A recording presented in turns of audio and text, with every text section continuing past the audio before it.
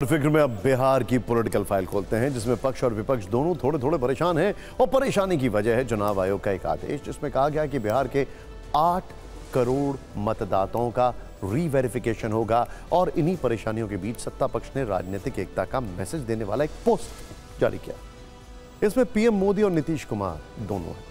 इन दोनों खबरों पर फिक्र की फाइल तैयार है। लेकिन पहले बात करते हैं बिहार के 8 करोड़ मतदाताओं के रीवेरिफिकेशन वाले आदेश की, जिसमें राजनीतिक सिरदर्द की मात्रा ज्यादा दिखाई दे रही है। हालांकि नेताओं से ज्यादा परेशान वोटर्स हैं। दरअसल चुनाव आयोग ने बिहार विधानसभा चुनाव से पहले वोटर रीवेरिफिकेशन का आदेश दिया, जिसके तहत वोटरों को अपना वोटर आई कार्ड सत्यापित करना होगा। इसके लिए कुछ सरकारी दस्तावेज तय दिखाने होंगे। जिनके पास तय सरकारी दस्तावेज नहीं होंगे, उनके नाम वोटर लिस्ट से हटा दिए जाएंगे। वोटर कार्ड को आधार कार्ड से सत्यापित नहीं किया जा सकता। सत्यापन की अंतिम तारीख 26 जुलाई निर्धारित की गई। विपक्ष सवाल उठा रहा है कि अब जब चुनाव में सिर्फ 4-5 महीने का वक्त है, तो चुनाव आयोग ने ऐसा फैसला क्यों किया? बिहार में सत्ता पक्ष इस पर ज्यादा कुछ बोल नहीं रहा है। इन सब के बीच जनता अब दफ्तरों के चक्कर लगा रही है कि किसी तरह से उसका नाम वोटर लिस्ट से ना कटे। बिहार में वोटर कार्ड वेरिफिकेशन के लिए किस तरह से अफरा तफरी मची है, टीवी 9 भारतवर्ष ने इसका रियलिटी चेक किया। आप ग्राउंड रिपोर्ट से समझिए कि जमीन पर क्या हालात है।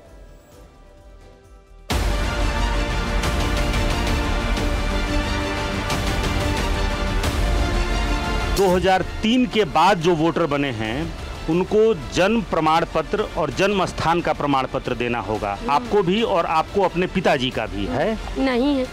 आपका अपना है? नहीं। आपका है? पिताजी का? नहीं। अब जो वोट गिराते रहे हैं, आप तो वोट गिरा लीजिएगा, लेकिन इन लोगों को देना होगा आपका जन्म प्रमाण पत्र और जन्म स्थान का प्रमाण पत्र। कहाँ से आएगा? नहीं है, सिर्फ राशन कार्ड है, सास ससुर का। हम लोग का तो बना ही नहीं। कितना बार फॉर्म भरे, बहुत परेशानी है। सबके पास डॉक्यूमेंट्स नहीं मिलेगा। सब तो फॉर्म भर के दे देगा, लेकिन आपका है? मेरा खुद का नहीं है। हमको नहीं देंगे। मैट्रिक का सर्टिफिकेट दे सकते हैं। एक मिनट, ये बीएलओ हैं। बीएलओ कह रही हैं कि बहुत बड़ी परेशानी है। मैं सबको फॉर्म दे रही हूं और ये इंस्ट्रक्शन भी दे रही हैं कि आपको क्या क्या कागजात देना होगा, लेकिन जो कागजात इसमें मांगे जा रहे हैं, बीएलओ साहिबा के पास खुद वो कागजात नहीं है। मेरे पास खुद नहीं है सर। मेरे पास खुद हट जाएंगे लिस्ट से। हम क्या हो ही ना हो सकता। हम अपना दे सकते हैं, मैट्रिक वाला दे सकते हैं। मम्मी पापा कहाँ से लाएंगे? पापा तो मेरे है ही नहीं। अब मेरे ससुर भी मर गए हैं। अब मेरी सास भी यहाँ नहीं रहती, तो हम किसका डॉक्यूमेंट्स देंगे? आप किसका? कोई का नहीं है। न मेरे सास का है, न मेरे पति का है, ससुर का है, न मेरे मम्मी पापा है। कोई नहीं है। आपके पास है कुछ कागजात? नहीं, इनके पास नहीं दिया जाएगा वोट किसी को भी नहीं। हम लोग इसी तरह रहेंगे। जब हम लोग का नाम हटा दिया जाएगा तो हम लोग वोट किसको देंगे? नहीं देंगे। वैसे बिहार में करीब 8 करोड़ वोटर हैं, जिसमें 2030 की मतदाता सूची के करीब 4.96 करोड़ मतदाताओं को वेरिफिकेशन और सत्यापन में दस्तावेज नहीं देना होगा। लेकिन जिनका नाम 2003 की लिस्ट में नहीं है, उनके लिए थोड़ी समस्या तो है।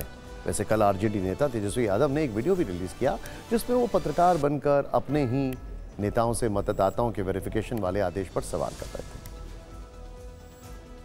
अब तो जदयू तो लगभग जो है बीजेपी का प्रकोष्ठी बन गया है। जदयू दफ्तर में मोदी जी की तस्वीर आ गई है। तो आपको क्यों नहीं लगता ये जो सत्ता में जो लोग बैठे हैं, इस पे चुप्पी क्यों साधे हुए हैं?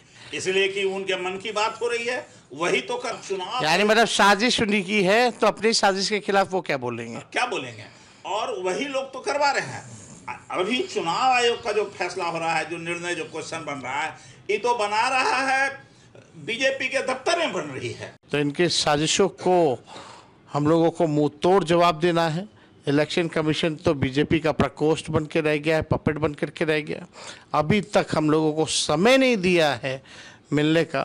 पता नहीं क्यों हमारे इलेक्शन कमिश्नर जो हैं मिस्टर इंडिया हो गए हैं। आपको क्या लगता है आखिर इलेक्शन कमीशन समय क्यों नहीं दे रहा है? इलेक्शन कमीशन इस बार बुरी तरीके से फंस गया है। अब तक ऐसा होता था कि पॉलिटिकल पार्टी जब किसी तरह का आरोप लगाता था तो इलेक्शन कमीशन अपनी सफाई दे करके बच जाता था। आम लोगों पर बहुत ज़्यादा प्रतिक्रिया नहीं होती थी। पहली बार ऐसी बात हुई है कि आम लोगों के कटघरे में, आम मतदाताओं के कटघरे में इलेक्शन कमीशन को खड़ा कर दिया गया है।